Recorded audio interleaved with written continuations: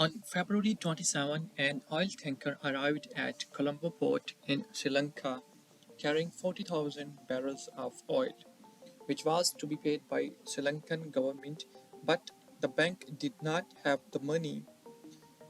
The dollars were completely gone. When they contacted State Bank, it was found that the State Bank had only 2.38 billion reserves, not in the form of currency.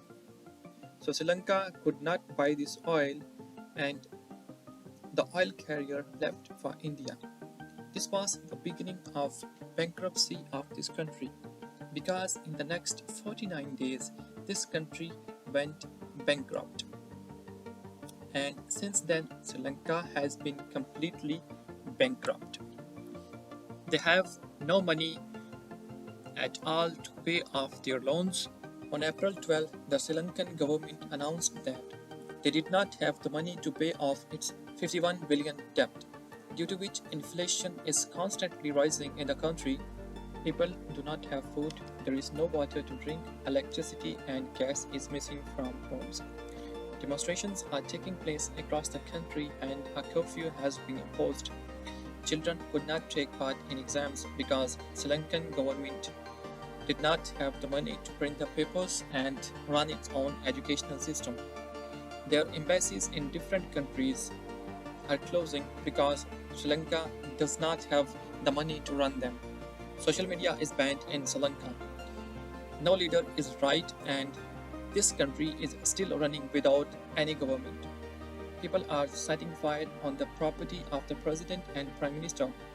There is a situation of total catastrophe, and Sri Lanka, which earns billions of dollars from tourism, is a country with a population of 21.9 million.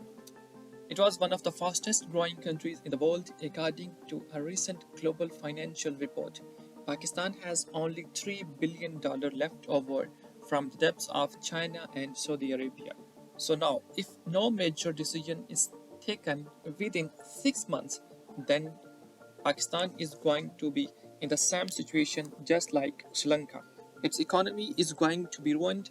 Take a look inside the details of the situation that caused Sri Lanka to collapse. The first reason was to devise schemes to polish their politics and to gain a vote bank, which instead of generating revenue, the government had to spend out of pocket, and many projects are tax exempt, like our laptop and metro schemes, from which politicians got the vote bank, but in fact the public money that should have been spent on the roads and infrastructure was spent on running these projects. To make up for the shortfall, more new currency notes are printed, and the more currency notes are printed within a country, the lower the value of country's currency, the higher the inflation. To run it, Sri Lanka borrowed from the IMF and then borrow more to pay off the interest on these loans. These lending banks include Asian Development Bank, World Bank, IMF and China. And then the situation became such that today Sri Lanka does not have the money to pay off these debts. And this is exactly the situation inside Pakistan today. The debt owed to Sri Lanka has more than doubled. Explosion inside Sri Lanka in 2019. Because of this, tourists from all over the world are scared to see the beauty of Sri Lanka, and obviously, where there is a danger to human life, no human being wants and no investor wants to do business there.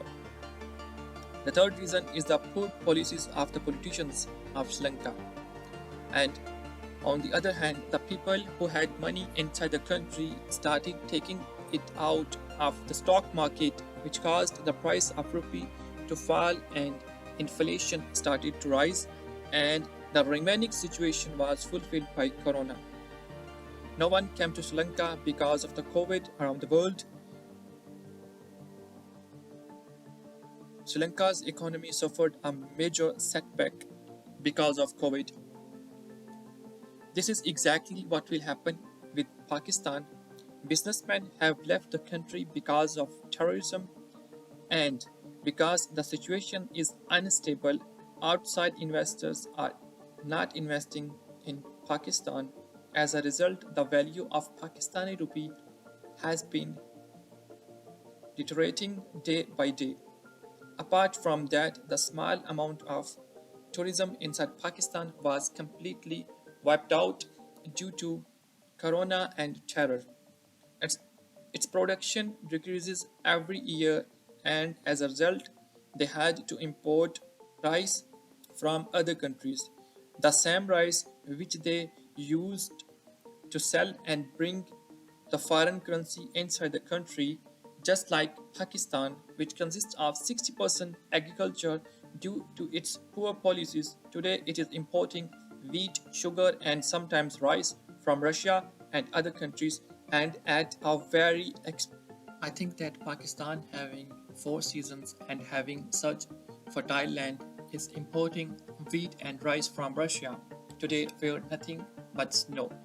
What a shame for Pakistan. Russia saved its economy from collapse by selling its oil, gas, weapons, and other items. Despite US sanctions, if Pakistan's exports are closed today, then the country's economy will be destroyed. Because even plastic and other things are being imported from China, and these are the things that are very dangerous for the economy of a country. Because of them, most of the country's money goes out and very little money within comes into the country. As a result, the value of the country's own currency is deteriorating day by day. These are exactly the policies that led Sri Lanka to the destruction. There are also many educated degree holders in Sri Lanka, but they do not have jobs.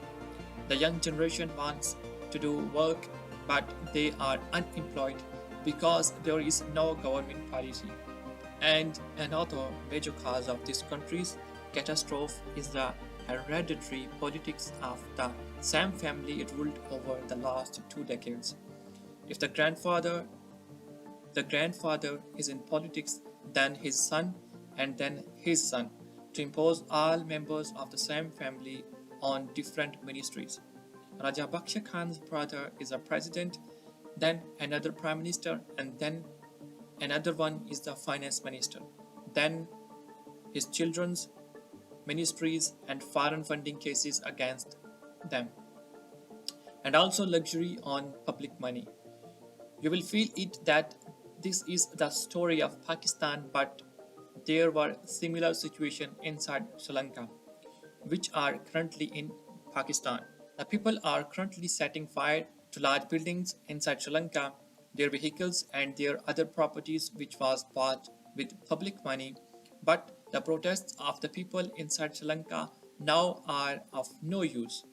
When it was time to protest, the people did not protest. Today, the situation is such that the whole country is floating in the sea like a broken boat. The people are worried, various institutions are being attacked, but there is no one in the whole world to save this country. The money of these corrupt rulers is laying inside the Swiss bank accounts of other countries. Their children are out, so they have left the country by helicopter, leaving the people of Sri Lanka at their mercy. There is no money to buy electricity and power plants of this country which run on diesel, etc. For many hours today, there is no light inside the country and there is no transport facility. Railway service is also closed. The only hope was the people of Sri Lanka who were in other countries, so they also stopped sending money inside the country because of this corrupt government. And this country is completely destroyed today. The situation in Sri Lanka is an example for us and is very important for our learning. If we continue to do the same thing today, then remember that if God did not help the country of 2.5 million, so He will not even help the country with a population of 200 million. Because nature does not help those who do not help themselves. Today, Pakistan is only 5 months behind Sri Lanka and is on the verge of bankruptcy. Unfortunately, if such a situation arises, then Pakistan will have to sell its nuclear plant, Gwadar, and then the other countries that are enemies of Pakistan can take full advantage of this situation and can attack Pakistan. So the people of Pakistan and the politicians of Pakistan have to learn from this, and we have to get rid of those people who only come to plunder within the country, and they have to do something that can save Pakistan from a catastrophe like Sri Lanka. Today is the time to move away from the mob and become a united nation. Otherwise, there is not much time left to become Sri Lanka. I hope you have found a lot to learn from this video. If you like anything about this video, you will definitely like it, subscribe to the channel, and don't forget to share.